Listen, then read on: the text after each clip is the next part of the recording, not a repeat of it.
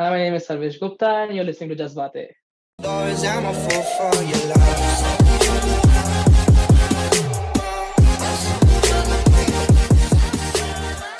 Hey guys, welcome back to Just Baate. My name is Aswin. Like always, I have Praatibh alongside with me. Praatibh, I was going to put you on spot. I told you this before the recording started. But talk about the best cricket YouTube channel out there. Okay.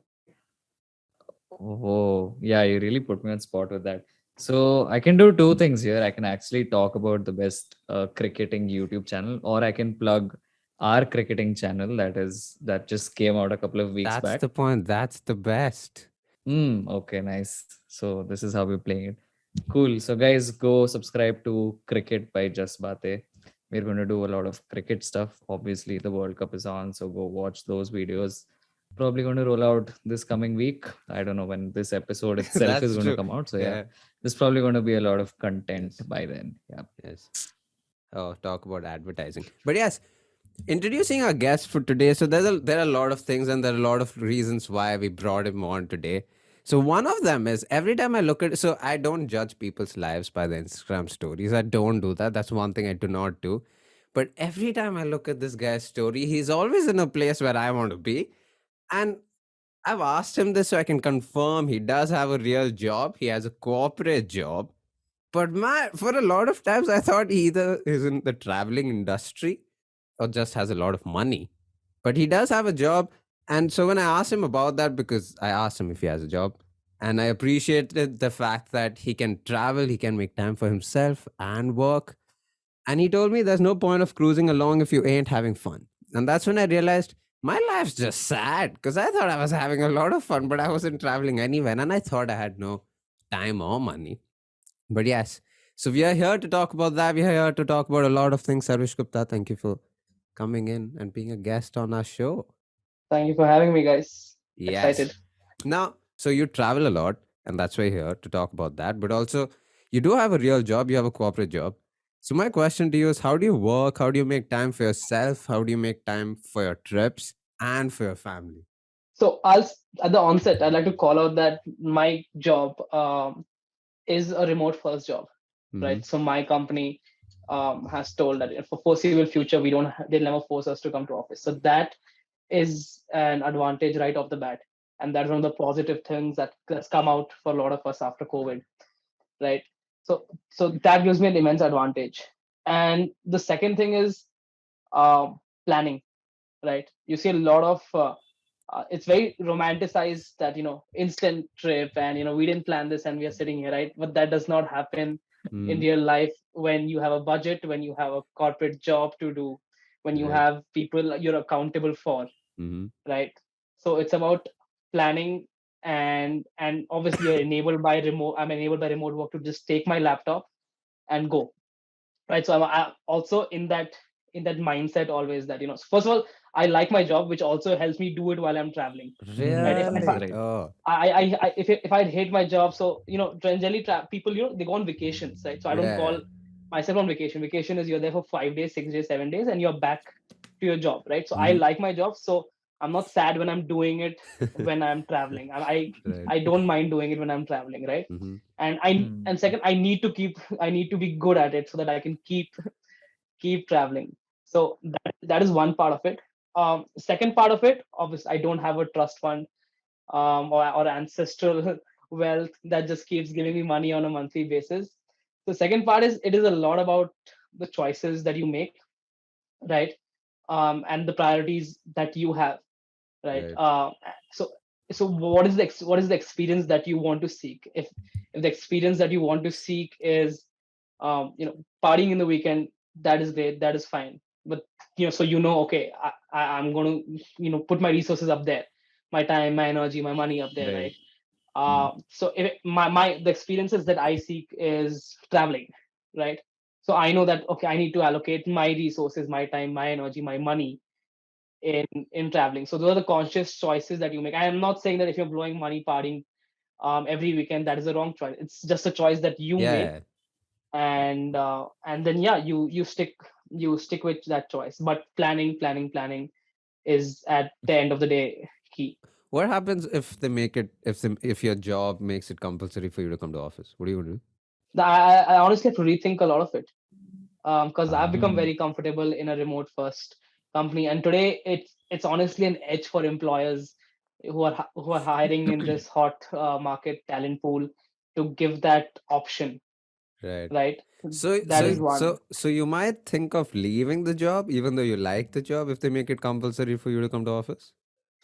Yeah, I mean, I may consider, or I basically have to go back and think, right? Like there are these sort of things I have to do. Can I still achieve those goals, right? Like I want to be on the road for these many days a year, or these are the experiences I want to seek, and can I still do that in this setup? Now, if they're calling me 2 days a week, I can still figure something out, right? But I don't have honestly an answer to that right now.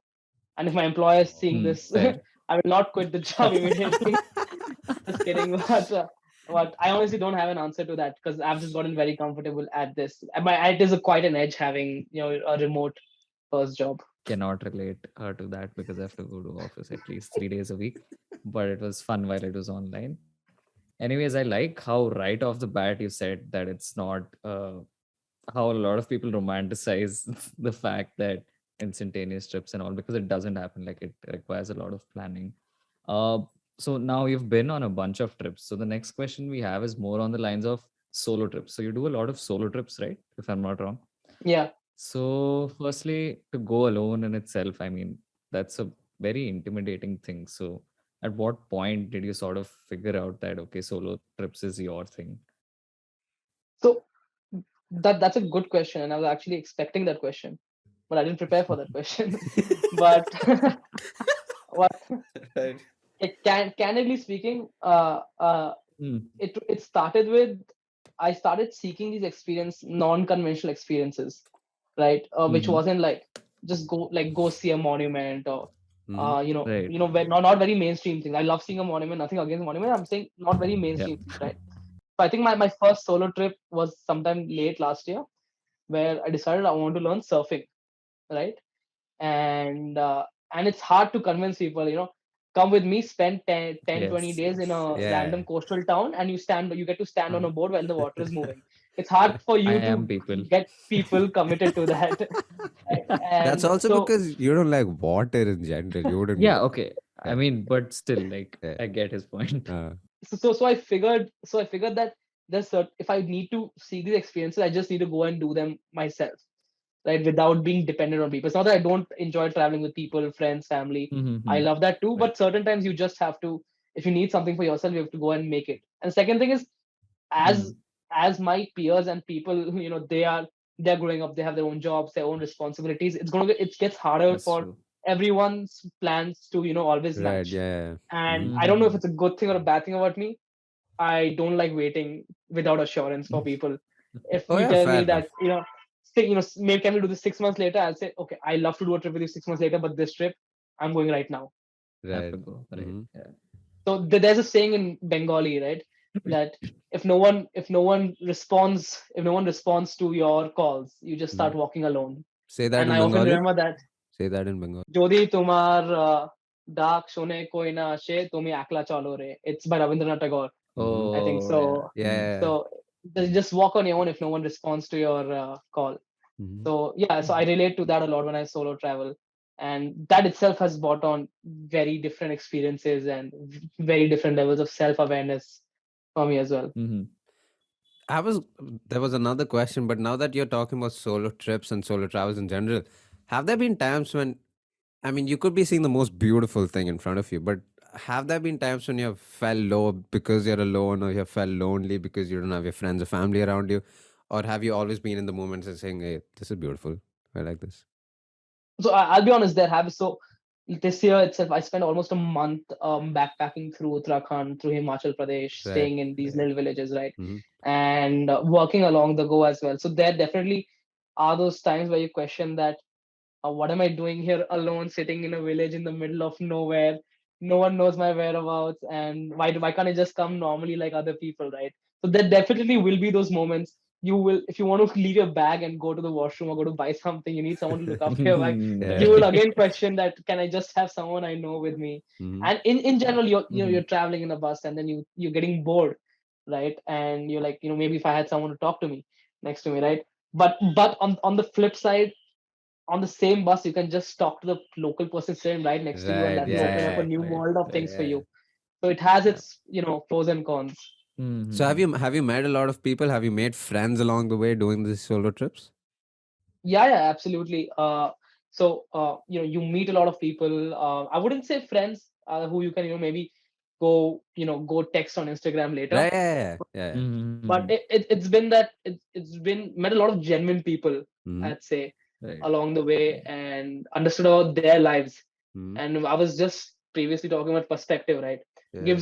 It's given so much perspective on, we live life a certain way, right? And we come from similar backgrounds to an extent, right? But there are many other ways of living life that people are living, and many other success metrics, if I may Mm-hmm. call it that, in life, right? Everyone Yeah. has Right. success metrics, right? And we Mm-hmm.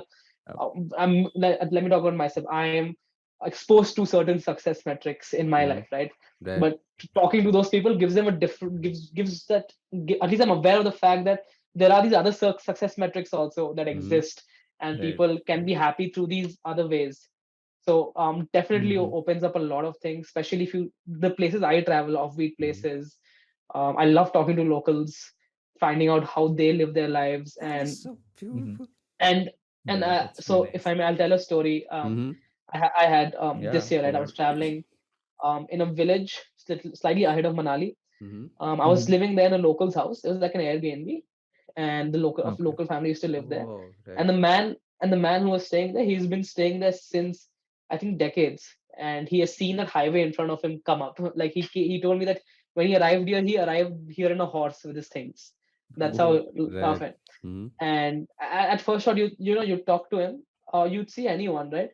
Without judging anyone, you'd think, okay, normal, just a villager, Uh-huh. minding Mm-hmm. his business, Right. and he's been in this village for a while, and you move on, right? And so one evening, I had a very long day at work, and I came out of my room, and I see him just with some two, three friends of his, of the neighborhood. Mm-hmm. They were just, drinking and eating, and he invites me over that, why don't you join us? And okay, I said, Mm-hmm. okay, I don't mind, and I sit there. And then the way the night progresses, the crazy story these guys had, Mm-hmm. right? This guy, so I had come from a trek just few weeks before that, Mm-hmm. and it was one of my dream treks.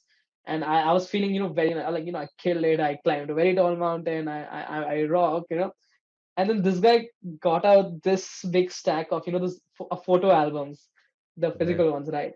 And this guy had Oh, photos okay. in places that are not accessible to normal civilians. This guy had a background Okay. in defense, working in defense, Whoa. and that made him Oh. go Mm. play. And he's showing me these photos. He's like, civilians cannot go here, like, because of his Right. work. I don't know exact description of his job, but he showed me Mm-hmm. those photos, and that instant click. Like today morning, I thought he's just, villager minding his own business. And when you talk to someone, you get those, you understand their experiences, and get to see that they bring so much more to the table if you just make that first move and go talk to them. Mm. Mm-hmm. Right. So these experiences, really stay with you. That is so beautiful. What the hell? I think that's the difference, though. I mean, I might just be saying this now. I'll go for solo trips because I like the idea of it, and I've done, I mean, not the way you do it, like not on large scale, but I've done small scale solo trips, and I completely enjoy it. Except if I were you and if someone called me to drink and sit with them and talk, I don't think I would do that. And I think I might lose out on those conversations because of that. I think that's really beautiful that you can. Now, like we told you before, we have few photos of him and we like to explore that a lot more. So let me share my screen for that. So this is your first photo where you got your diver's license, if Yes, I'm that's not right. wrong. So before I ask you more about that, was there something that you didn't expect while scuba diving? Was there maybe an unexpected obstacle, if that makes sense, or something you weren't ready for, prepared for? Absolutely. So it was more of an emotion, right? And Mm-hmm. there've been only two times, like one time before this experience that I felt that, Mm-hmm. right? Mm-hmm. And I'll come to that after this, right? So I was mentally prepared for everything. I'd done my training, I had, read all the theory, and listened to all the instruction I was given, Mm-hmm. practiced it all, practiced my science and everything, right? Right. And I've done scuba diving before with an instructor or with a guide, Right. right? Okay. But my Mm-hmm. dive, we just dived in, and I dived in alone, right? And it's just the deep blue, and there's no one around, and you can hear yourself breathing from the oxygen. So the Mhm. only thing that you hear is, and then you hear that little bit, that Whoa. bubbly sound you get in Yeah. water, and it's deep blue, and all around you is nothing. And then it strikes you of how magnificent things are if you're ready to open yourself to them, and how minuscule we are in the larger Right. scheme of Mm. things, right? And then that experience lasts for like 10 seconds, 15 seconds. It's probably a dopamine, I don't know what, but it's a zone where you just feel that I'm alone here, and there's such a large world around me, and I'm minuscule, and I have so Right. much to see around here, Hmm. right? So Perspective. that was something I wasn't prepared for. No one can Mm. prepare you for that, right? No one will tell you will feel this way. Right. They'll tell you Right. how to jump. They'll tell you how to control your oxygen cylinder. They will Mm. not tell you Right. you will feel this way. And everyone will have different, Yeah. experiences. But that was Mm-hmm. something, to answer, I wasn't prepared for. I was gonna ask you, related to this, how did you feel being an official diver now that you're licensed and everything? How does that feel? So I think so that gives me confidence. So Mm. I've generally been around. I've been comfortable around water because I've known swimming since a very very young age. That's Extremely true. opposite of Praatibh, the way Yeah. Praatibh is. Yeah. Have you ever been in the pool with him in I don't Samudri? think I've never seen Praatibh Yeah, in the yeah. pool. Fair enough. Yeah. We'd be there For every the summer, people but I've never watching, seen him. for the people watching, and in case we didn't mention, Sarvesh is also a childhood friend. So like we've known him since we were like 5, 6. Yeah. That's true.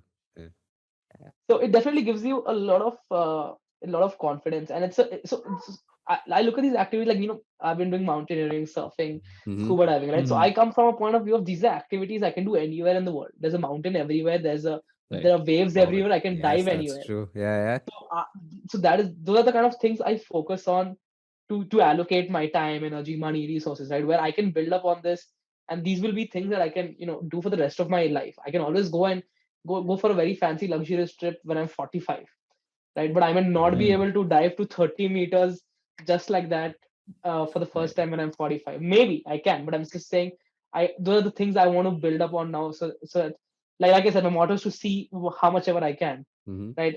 These are the things Mm. that will enable me to reach there. Damn, man, I'm getting life goals from you. Now we'll move on to the next photo.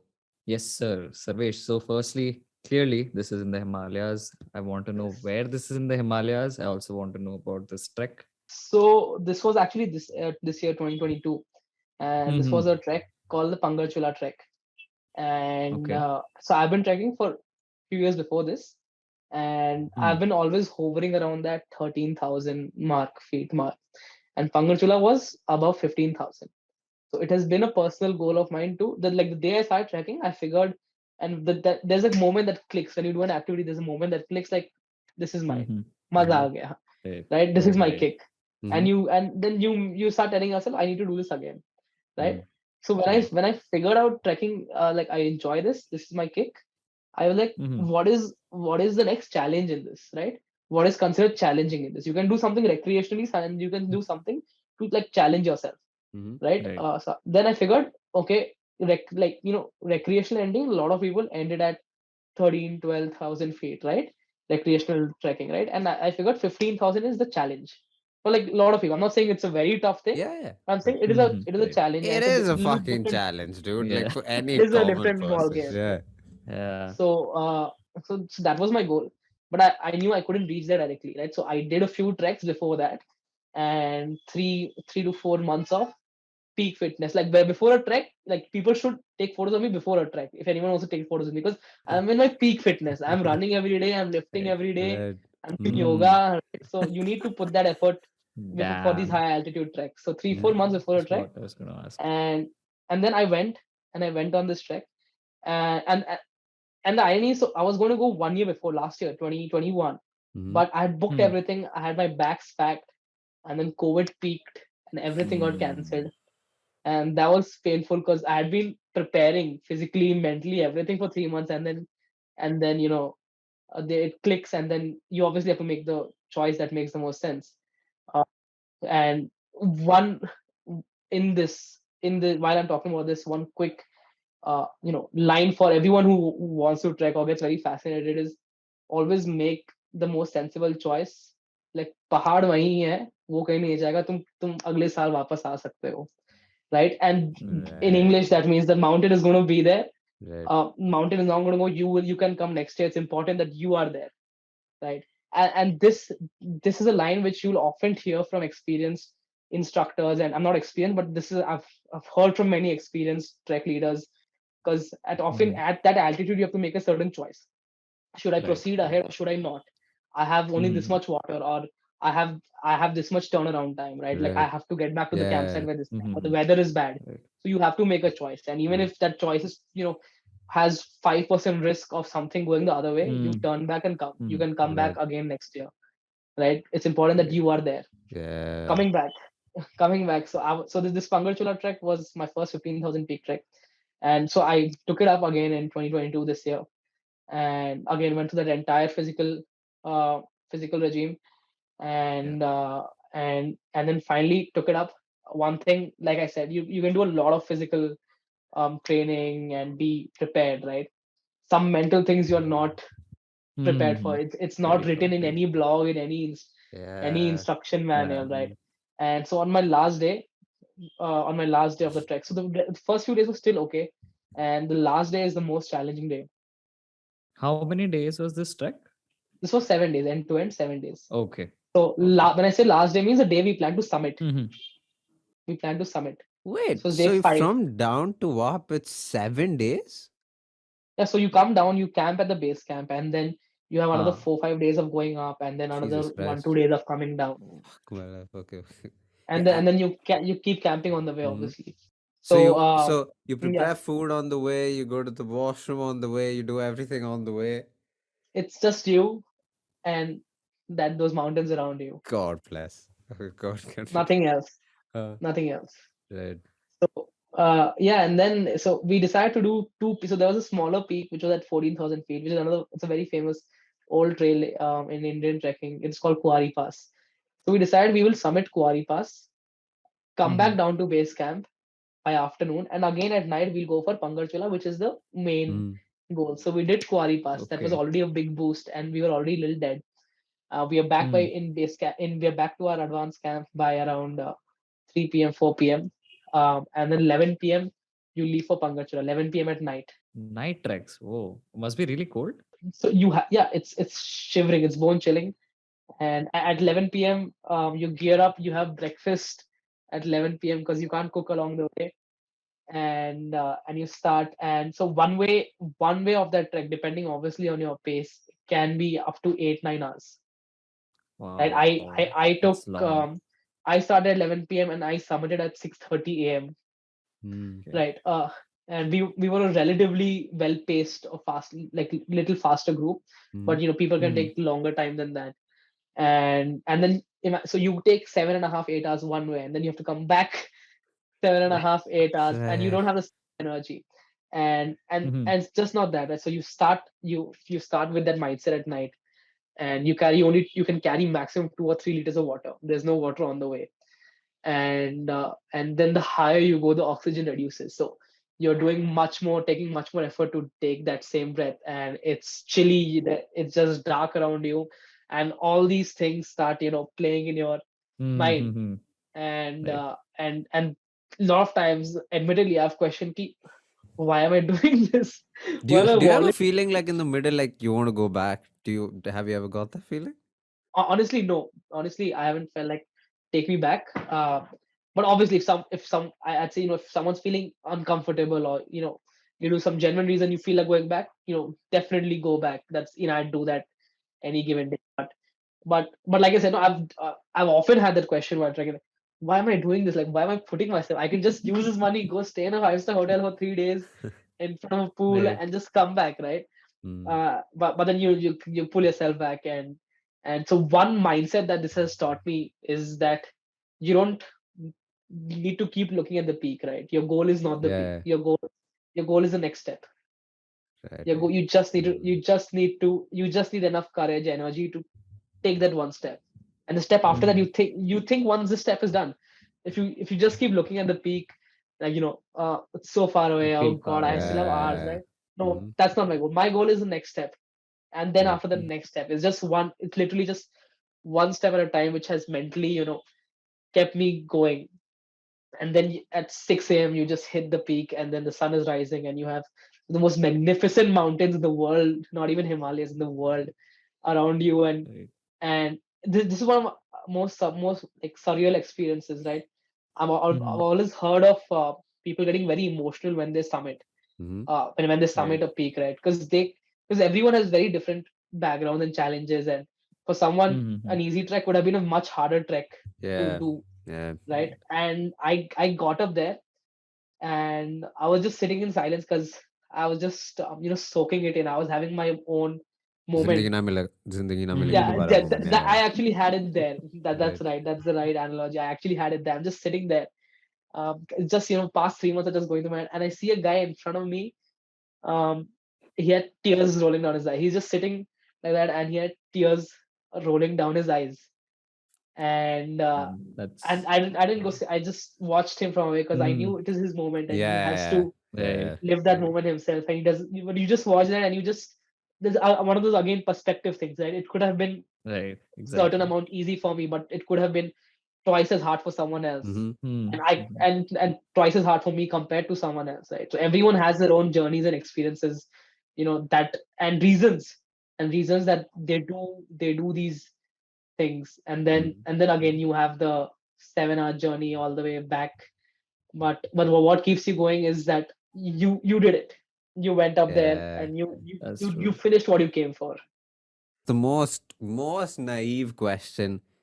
I mean, I feel like someone would have asked you this at some point, but I just want to ask you, just because I want to know your interest. But do you think you'll ever climb the Everest? I think that's not a naive question. I think that's any climber, anyone who's climbed in the Himalayas or Mhm. trekked in the Himalayas has that question. I've asked that question myself. Honestly, right, I don't see myself climbing the Oh, Everest really? right now, at least in the Mm. foreseeable future. That involves a lot of money and Mm. time, which I don't have right now as much to give. And also, I haven't done enough research, but I know there is a certain considerable degree of risk Oh, yeah. I mean, when you're climbing the Everest, 100%. right? Yeah. And all of these activities, even climbing any mountain, has a risk. You can be hit by acute Mm, mountain sickness on a very normal trek if you're Mm. not careful, What is right? an And acute mountain sickness? okay, yeah. So acute mountain sickness is basically when you go up, when the higher you rise, oxygen levels in your body reduce, and if you're not drinking water, hydrating enough, then you start getting fever and headache, and it can escalate a lot, right? So those are things you feel as you go higher. Like even in Pangartila, mhm. your lungs are taking much more effort to breathe the same amount of oxygen that you're breathing at a sea level, Right.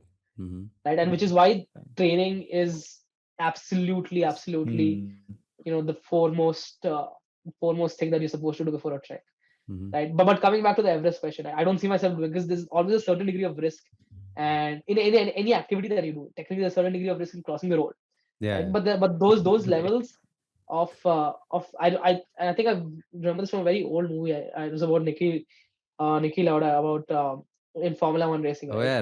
He Rush. said he's Mhm. Yeah, Rush, and he said that I know there's a 20% risk. I don't remember the exact dialogue, but he said there's a 20% risk every time I get into the car, right? But anything more than that, I'm not willing to accept, right? So you set your boundaries and what you are Mm-hmm. okay with. Right? A lot of Right. people will not do the things that I do because for them that is not an Mhm. acceptable level of Yeah. risk, Yeah. right? So I don't think Right. Everest cuts my Mhm. risk margin, Right. at least for now. Right. Right. So that is the answer. It's a very brave answer, though. It's very. I would appreciate you for admitting it, because a lot of people take it on the ego. Two things. One, when you said that the mountain will stay here and I can come back next year, a lot of people think I'm a dude. I can climb. There's no, yeah. And the fact that you could admit it, that is a risk that you're not willing to take, at least for now. Yeah, I just wanted to roll it back to when you've reached the peak, uh, and you have to go down. So that's another 7, 8 hours. What is that like? Because uh, I've heard a lot of stories of people saying that the trek downwards is tougher, or you need to be more aware, because I mean you're coming down and there's a certain level Absolutely. of complacency that could kick in. Yeah. So uh, trekking down is definitely as big a challenge as trekking up, if not more. Mm-hmm. Primarily because you're Okay. exhausted. You have been trekking for 8 hours. Right. Right. Trekking Right. for 8 hours, and your water is almost over. Hopefully, you're not dehydrated. And your mental motivation of when you're going up, you have that motivation of reaching up. When you're going down, that does not exist. You just like someone airlift Yeah. me down to my camp, right? Someone please do that, right? That's what you're Yeah. thinking. And then your legs are dead. Mhm. And the thing with Mm. descent is some descents are very steep, where you still have to be operating at a very alert level Yeah.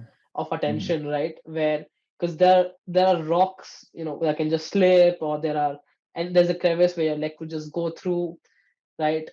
So you still have to be operating at that same attention span and at that same energy level for you to come down. And then after a point, you're just constantly impacting your knees, right? Mm. Right. Right. You're just That going must be downwards, right? great. And you're Mhm. impacting your knees.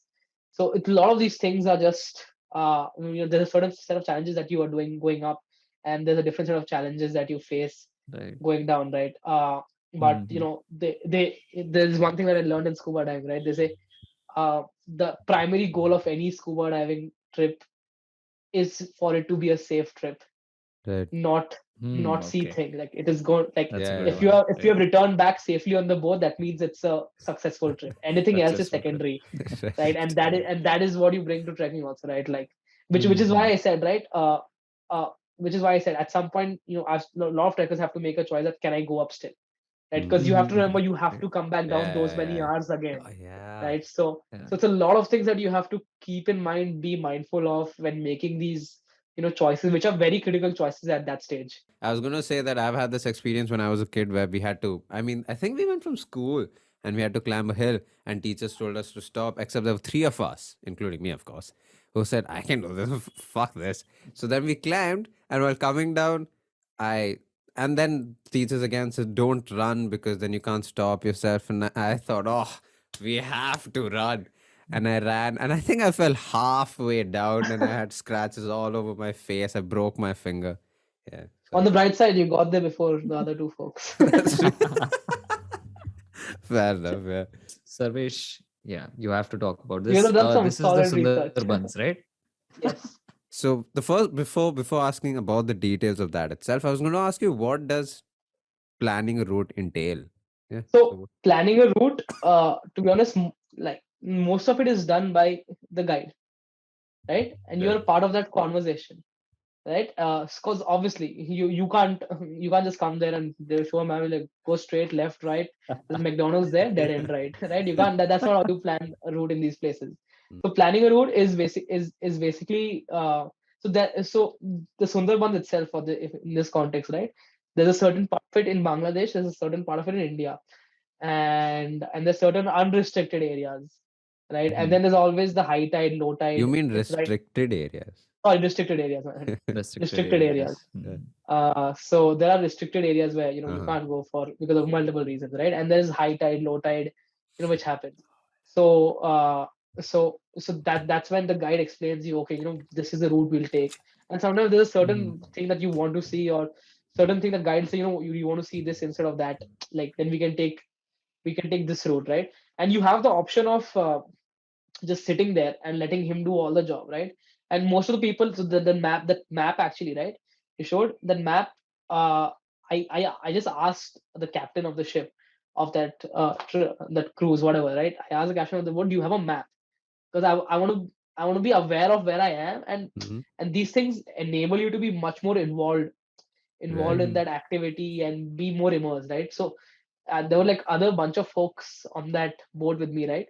But none of them saw this map, right? And that tourist guide, he was more than happy to bring out that Mm. map. He explained me the entire delta. This is here, this is Bangladesh.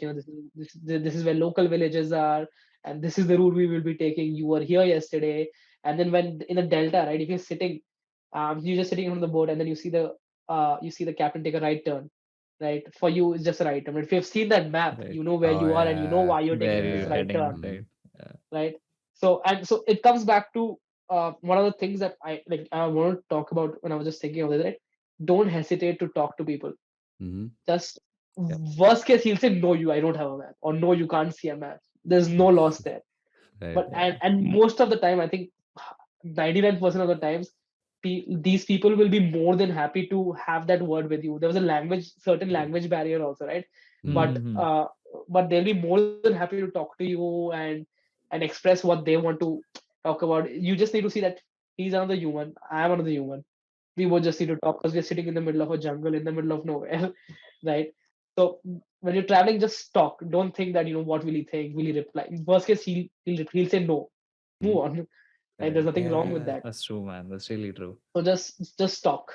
Yeah, I think that's really important because oftentimes you can just caught up in exactly as you said, opinions of other people, and we miss out on some really good opportunities on learning. So yeah.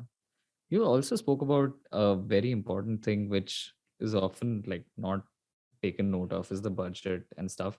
And I mean, there's a lot of TED talks that I've seen of people who pay like minimum amounts or just go on a trip without any money.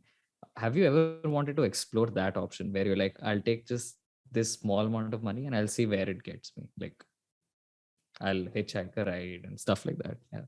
So that was my, to an extent, not fully, but that was my plan when I went earlier this year to Himachal and Uttarakhand. Right? I don't look at this is my budget, and the day I have this much left, I turn around with the flight or a train, whatever I can Oh afford at right. that Right. point. Mhm. Whatever Okay. I can Okay. afford point. Because even like you have that if I reach by 7 a.m., well and good. Huh. If I don't, Hmm. I immediately turn back from where I am. Turn back. Right. So Really, if you I made have, these rules for yourself? yeah, you have to, because Whoa. you have to be like disciplined Right. about that, right? Mhm. Because especially high altitude treks, you cannot be careless and all those things. Right? So if by 7 a.m. I've reached. Else 7 a.m. wherever I am, even if I'm just 15 minutes from the peak, turn back. God. So you need that discipline, like when you're doing Right. these things. So similarly, when I'm saying like, so Hmm. I have a budget. I have 100 rupees budget. The day I have 10 rupees left, or 15 rupees, or 20 rupees left, I use that money Turn to back. book a ticket, bus, train, boat, Right. flight, whatever, and turn back home. But what you were saying, I saw this actually very interesting. Like I met these two guys when I was in living in that place ahead of Manali, and there's these two guys from Kerala, and they had come all the way from Kerala. I don't know how they made it all the way here, bus, train, or hitchhiking, and they were carrying their own uh, tents. And Okay. the local house I was staying at, they requested them that just give me, like, I just need to pitch my tent in your garden for the night. Can I do that? Nothing else. Okay. Okay. And when I spoke to them, so they have I don't know how they came from Kerala. They traveled through India and came, and every night Whoa. they're just on their foot wherever Right. possible, on their foot or hitchhike, and they go and then camp. They find a place to camp at the night, and then they keep moving on. So I've seen people do that, and that is another way of traveling, which maybe at some point I do want to do. But with my style of travel, where I'm most of the time trying to work Hmm. also and find a balance, that Hmm. that degree of unplannedness would not work for me. Does not work. Right. But I think that is a cool idea, and at some point, I may want to do that as well, and I have more flexibility to do that. Sarvesh, thank you so much for all the time that you've given us. But this is how we end our episode. Are you a tea or a coffee person? T. Oh yes! Let's go. You have no idea. We have had what 80 plus guests, I think, and we have Yeah. 4 people who like tea. You're the fifth. T. No, hands on, from day one. It's Insane. been like Nah. I enjoy coffee a lot. I enjoy, but it's a No, no, novelty. Like I you don't have to enjoy say all of coffee. that. Okay, good. Yeah, it's tea. Tea wins. I need tea.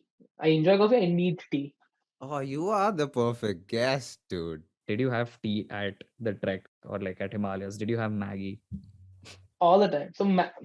So overall, so tea a lot.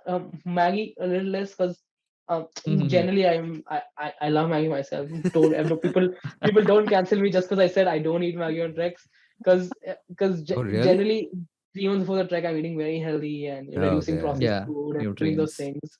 And generally on the trek, I try to eat like mostly nutrient dense things like fruits or energy bars and things like that.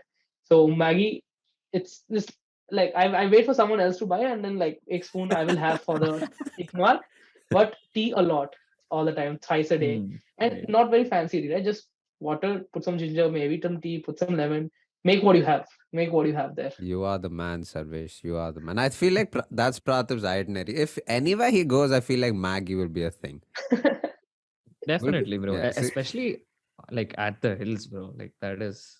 Sarvesh, thank you so much once again for coming and talking about this. I feel like I've learned a lot, not only about trekking and scuba diving and stuff, but just life in general and how to prioritize few things.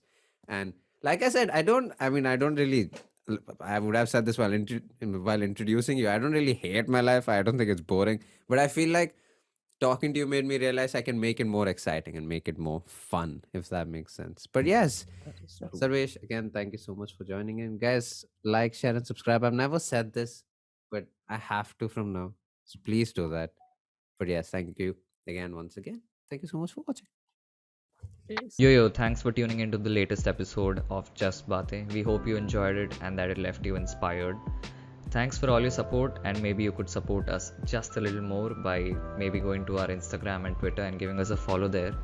And also, you can listen to us on all podcasting platforms, right from Spotify to Apple Podcasts to Google Podcasts. Cheers.